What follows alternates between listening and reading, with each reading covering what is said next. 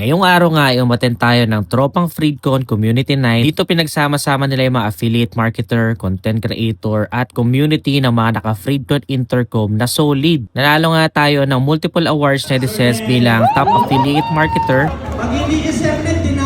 at pinag-share tayo ng tips kung paano ko nagawa ito. At ito ang ilan sa mga secrets na i-share ko. One viral video can change your month, but consistent uploads can change your life. Yun ang isa sa mga natutunan ko sa affiliate marketing. Ako kaya ako share nito kasi meron talaga akong proof dahil lahat ng mga kasama ko sa bahay, nung nagsarado po kasi ako ng shop, niretain ko lahat ng members ng mga staff ko. Lahat sila sinuruan ko ng affiliate marketing and lahat ngayon sila is may sideline na kumikita ng extra sa affiliate marketing. So, it's proven and effective. So, step 1, choose product that solve problems. So, let's say for example, yung Freedcon Intercom natin. Hindi kayo nagkakarinigan ng OBR mo, madalas nagkakasigawan. Intercom kayo, napaka-easy ng communication. Tapos, kung meron ka pang kapwa na kasama sa ride, kahit magkalayo kayo ng motor, magkaiba kayo ng motorsiklo, nagkakarinigan kayo. So, yun yung pwede nyo i-share doon sa inyong mga videos para malaman ng tao, bakit ko kailangan yan? So, step number 2, don't create advertisement. Create experiences. Kaysa bentahan mo sila na parang commercial,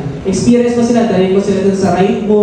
So, kailangan mo na experience, ma-share mo para saan yung product. Step number 3 is yung hook. Bumaba na po kasi yung attention span ng mga tao. Mahuhook nyo natin sila sa first 3 seconds ng video para hindi masayang yung nasa gitna ng video ninyo. Mapanood nila hanggang dulo. Number 4, volume wins. So, isa sa mga pinaka-favorite ko na quote is from Alex Hermosi. Sabi niya, do so much volume that it will be unreasonable for you not to win. So yun isa sa mga ginawa ko po sa affiliate marketing. Volume of work, may quality pa rin po yung volume ninyo. Kasi yung algorithm, pag-matter is yung next 200 videos na magagawa ninyo. Imagine kung makompleto ninyo yung 90 days challenge ko.